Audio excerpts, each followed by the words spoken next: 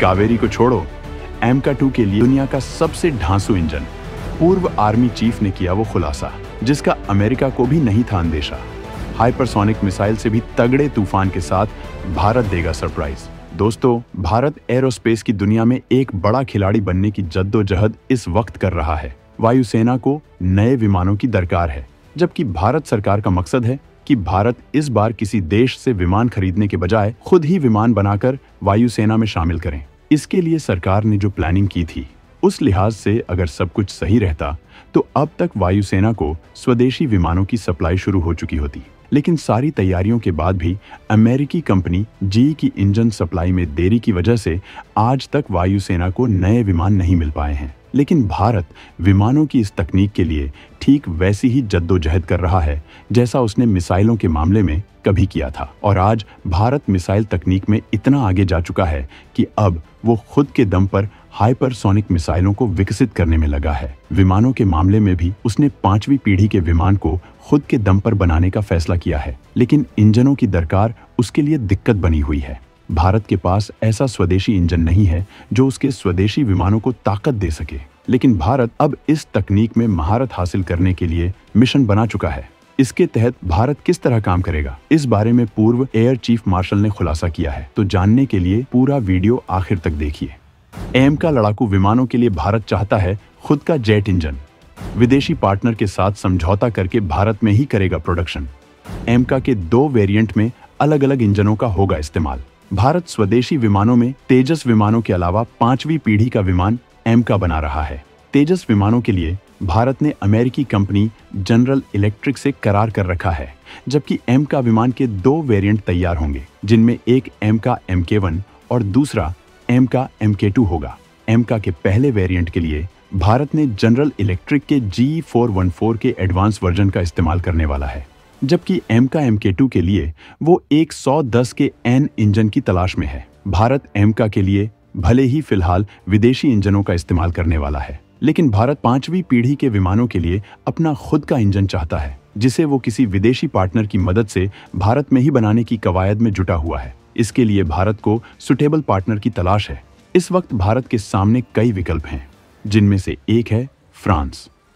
भारत और फ्रांस पुराने रक्षा पार्टनर हैं। एरोस्पेस के मामले में फ्रांस दुनिया की बहुत बड़ी ताकत है। भारत फ्रांस से आए राफेल और मिराज 2000 विमान इस्तेमाल करता है, जबकि उम्मीद है कि भारत फ्रांस के राफेल विमानों का और भी करार करेगा।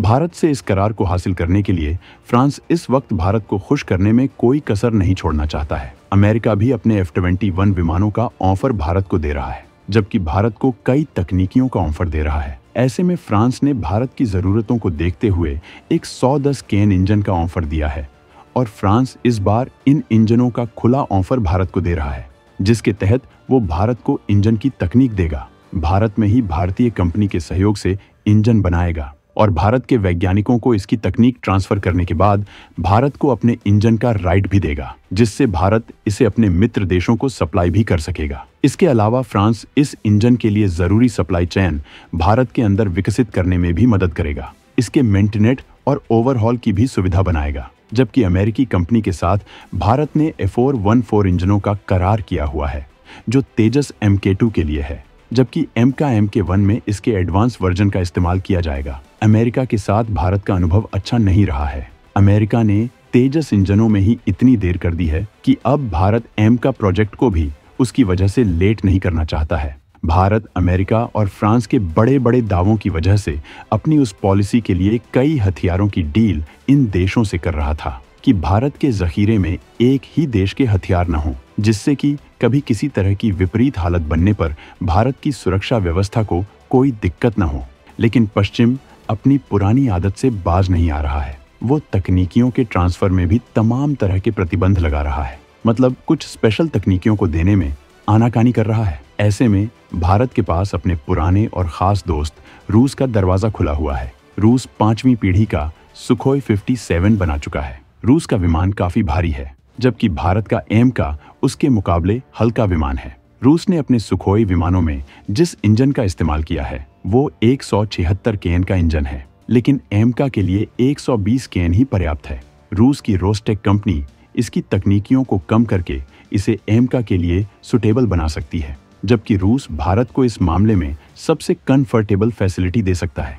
इसी वजह से भारत रूस के साथ उसके AL-51F1 इंजनों का करार करने की दिशा में बढ़ रहा है, जो भारत के एमका विमानों के लिए परमानेंट सॉल्यूशन होगा और इंजनों के लिए उसे इतनी उठापटक नहीं करनी पड़ेगी। एमका लड़ाकू विमान भारतीय वायुसेना को देंगे तूफानी ताकत। 5वीं पीढ़ी का स्टेल्थ विमान रणनीतिक शक्ति बनाएगा अमोघ। भारत का मकसद है कि वो 2030 तक एमका विमानों को अपनी वायुसेना में शामिल करे।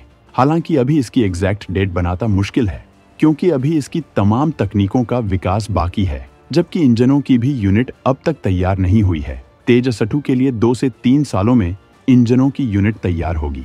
इसके लिए बेंगलुरु में जमीन तलाशी जा चुकी है, जबकि एमका में इन इंजनों का एडवांस वर्जन इस्तेमाल होना है। भारत ने अपने 5वीं पीढ़ी के विमानों के लिए जिस तरह से प्लानिंग की है, ऐसे में वो बेहद दमदार होने वाला है।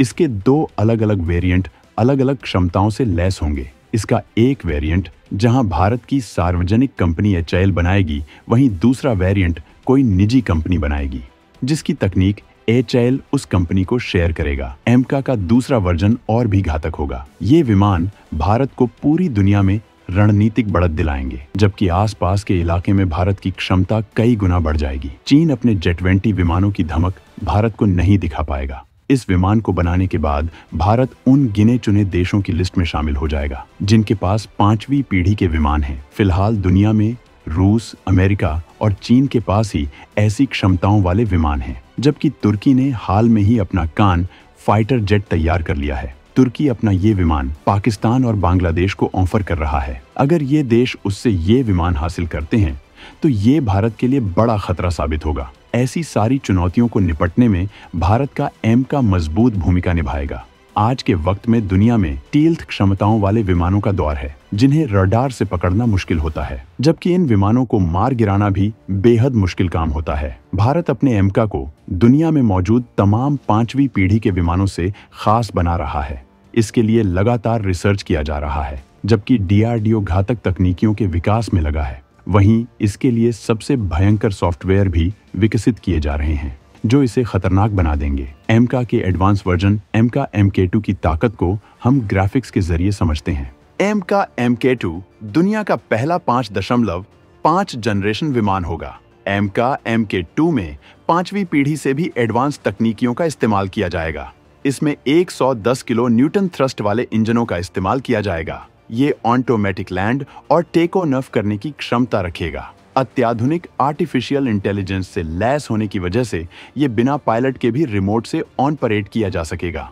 मतलब अगर पायलट घायल हो जाता है या कोई और दिक्कत हो जाती है तो इसके बाद भी ये मिशन पूरा करने की ताकत रखेगा। इस विमान के साथ मिशन को मजबूती से पूरा करने के लिए इसके साथ घातक ड्रोन तैनात होंगे। ये विमान ऑन-टो एयर टू एयर रिफ्यूलिंग क्षमता से लैस होगा, मतलब खुद से हवा में ही रिफ्यूलिंग करने की ताकत रखेगा।